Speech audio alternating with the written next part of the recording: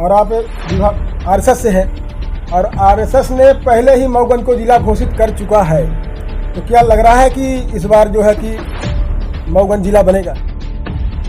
मुख्यमंत्री जी ने भी कई बार आश्वासन भी दिए और ऐसा लगता था कि घोषणा हो जाएगी, बन जाएगा, घोषणा भी हुआ, लेकिन बार बार जो है जिला में बनाने में अवरोध उत्पन्न हो रहा है।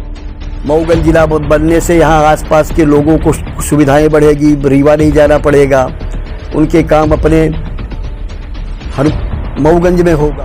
आपने मुख्यमंत्री जी की बात कही और आप शायद मेरे जानकारी के अनुसार मऊगंज के शासकीय शहीद केदारनाथ महाविद्यालय में प्रोफेसर के पद पर थे। जी जी। 2013 में जब मुख्यमंत्री जी वहाँ पर आए थे और उस समय पूर्व विधायक लक्ष्मण तिवारी जी मऊगंज से विधायक थे और उन्होंने अपर कलेक्टर और पुलिस उप पुलिस अधीक्षक की नियुक्ति की थी उनकी मऊगंज में आकर।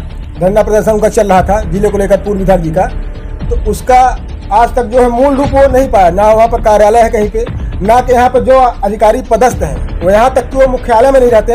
अपर कलेक्टर महोदय जी का कार्यालय हफ्ते में एक दिन भी नहीं खुलता, तो क्या नहीं लगता कि उसके लिए उन्होंने बजट नहीं दिया?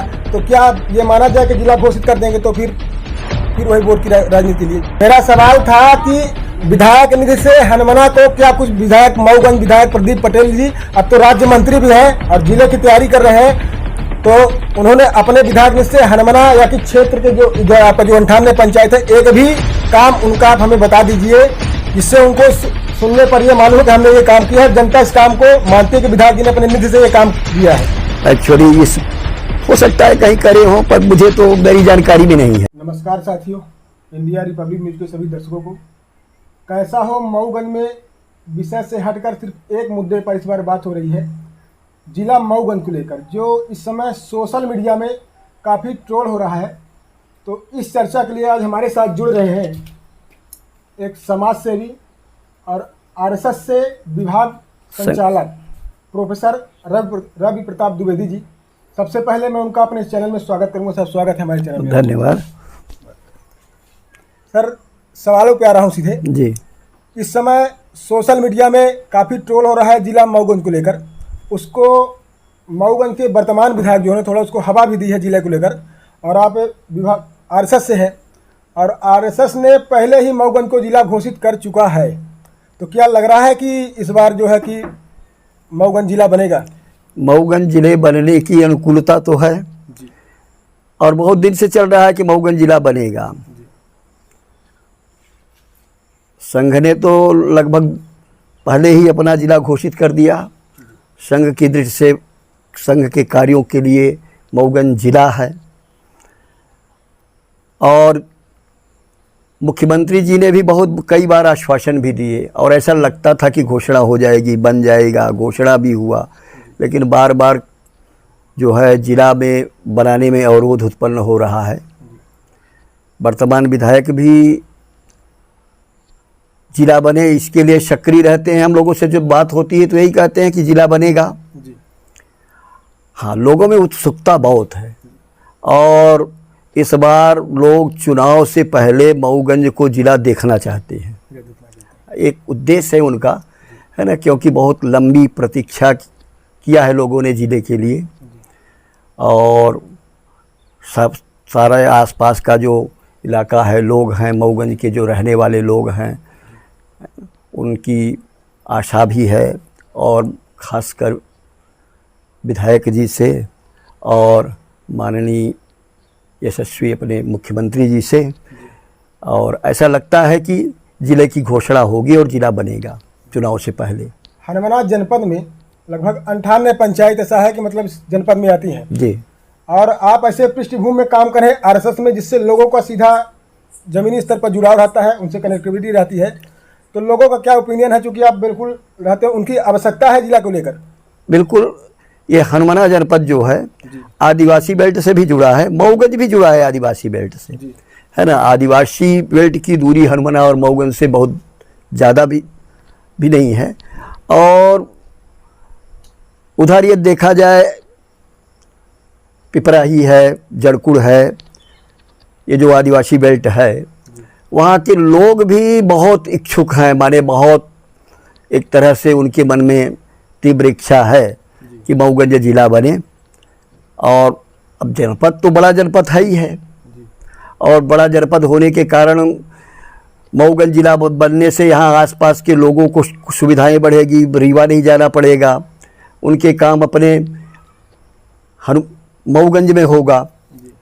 तो निश्चित रूप से जिला बनने से इस क्षेत्र का विकास भी होगा, उन्नति भी होगी, और सरकार की भी मंशा है कि विकास हो। सरकार की मंशा तो स्पष्ट हो चुकी है, चूँकि लोगों का कहना है ये कि लगभग इस 4 साल बीत चुके, 1 साल बाद 15 महीने बाद चुनाव है, तो क्या चुनाव को देखते हुए कहीं वोट बैंक की राजनीति के लिए तो मऊगंज विधायक नहीं हवा दे रहे हैं इस जिले के मुद्दे को लेकर, या कि जिला की घोषणा होती है तो कहीं मैहर जैसा खेला मऊगंज के साथ भी तो नहीं होगा? अब क्या बताया जाए इसमें, उन्होंने तो हम लोगों को आश्वासन दिया है कि जिला बनेगा ही।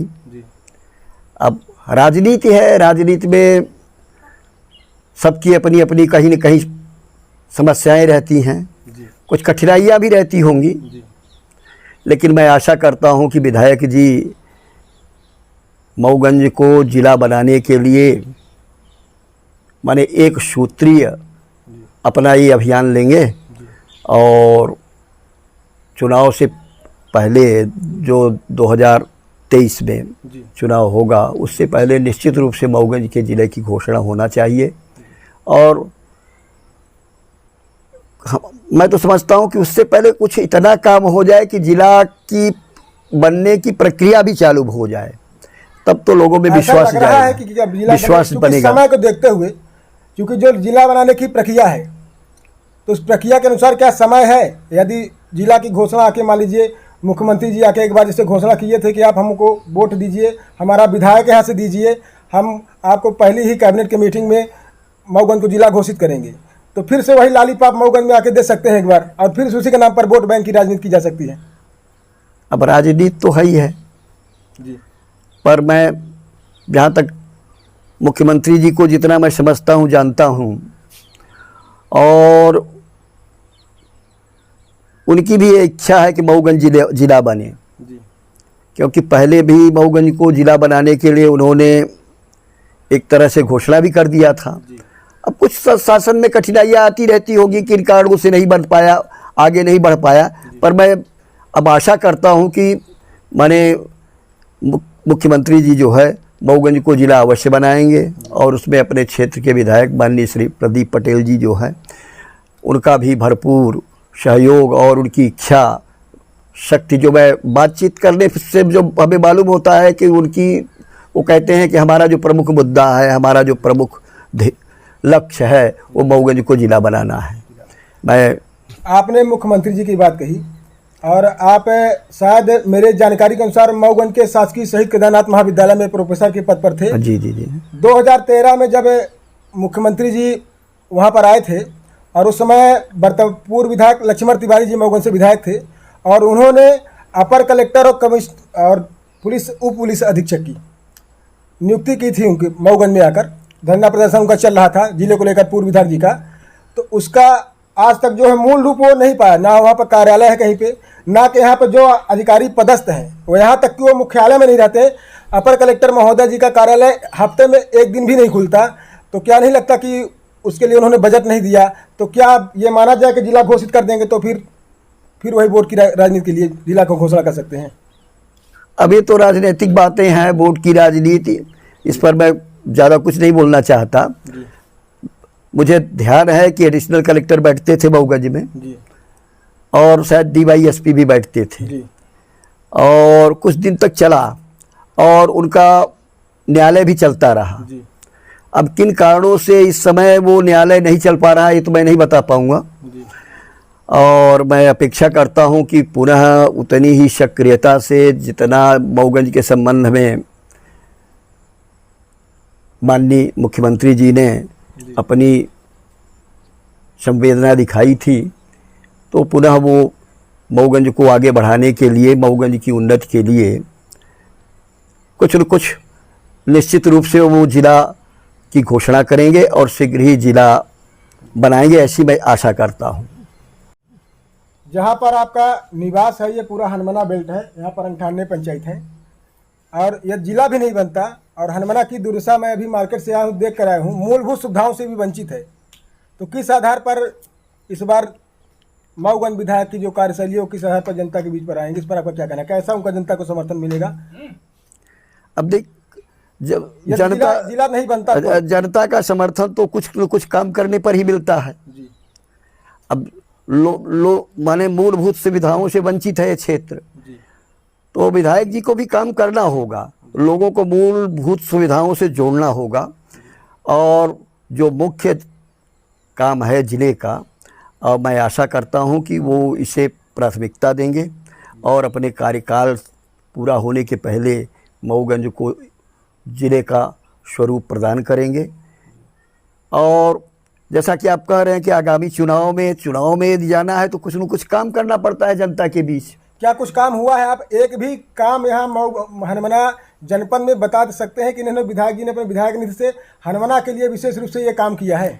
वास्तव में मैं राजनीतिक पृष्ठभूमि से जुड़ा नहीं रहता, लेकिन एक समाज सेवी है, समाज में जुड़े हैं, लोगों के बीच में आरएसएस से हैं, तो समाज में बिल्कुल आपका बिल्कुल वर्चस्व बिल्कुल लोगों से मिलकर बनाए रखते हैं और लोगों के लिए काम करते हैं। तो लोगों का ओपिनियन जानने के लिए मैं आपके पास आया हूँ।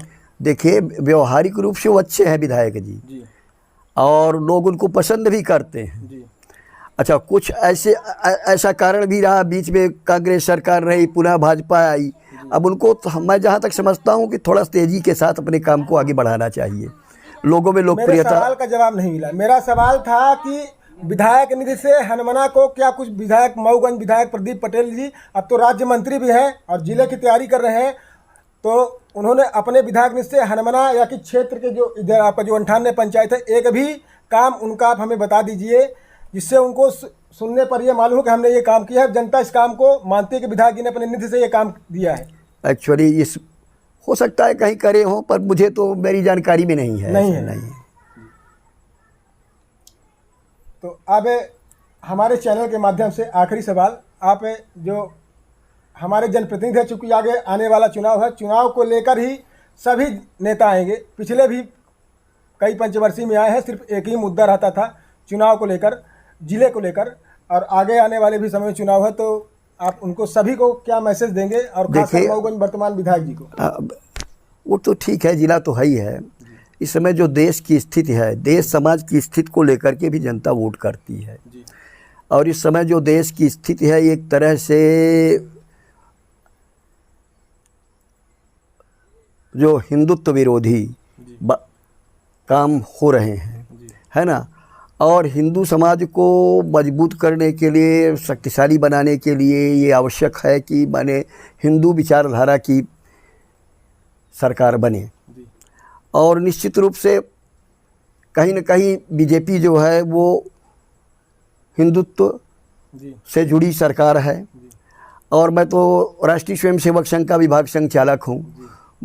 मेरा तो काम है कि हिंदू समाज को संगठित करना, हिंदुत्व की विचारधारा को आगे बढ़ाना। आपका ये भी काम है कि जनता की जो मूलभूत सुविधाओं से वंचित हैं उनको भी, जो जनप्रतिनिधि है, जनप्रतिनिधि आप लोगों से सीधे संबंध रहता है, क्योंकि आप विभाग के संचालक संबंध तो कहीं न कहीं है, तो उनको उन मुद्दों तक पहुंचाना भी आपका एक दायित्व है। हिंदुत्व तो ठीक है, लेकिन मूलभूत सुविधाओं से वंचित है, उनको भी पहुंचाना लोगों को चाहिए। निश्चित रूप से मैं इसके लिए प्रयास भी करता रहता हूँ।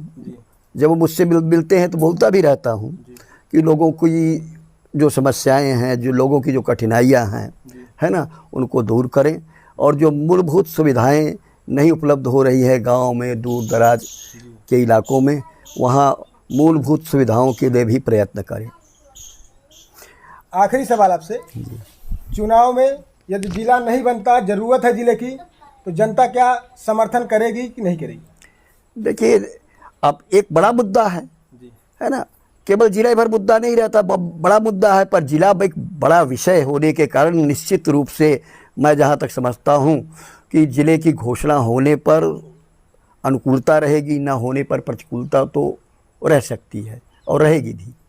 बहुत बहुत धन्यवाद, आपने अपना कीमती टाइम हमें दिया। आपको हमारे चैनल की तरफ से, हमारे सभी सहयोगी स्टाफ की तरफ से आपका बहुत बहुत धन्यवाद। बहुत बहुत धन्यवाद आपको भी। और मैं चाहता हूं कि ये जो क्षेत्र के विकास के लिए आप अपने चैनल के माध्यम से सरकार को, समाज को जागरूक करने का काम करते रहते हैं, करते रहिए। और इस प्रकार से आप लोगों के प्रयास से निश्चित रूप से सरकार भी सोचेगी और समाज में भी जागरूकता आएगी।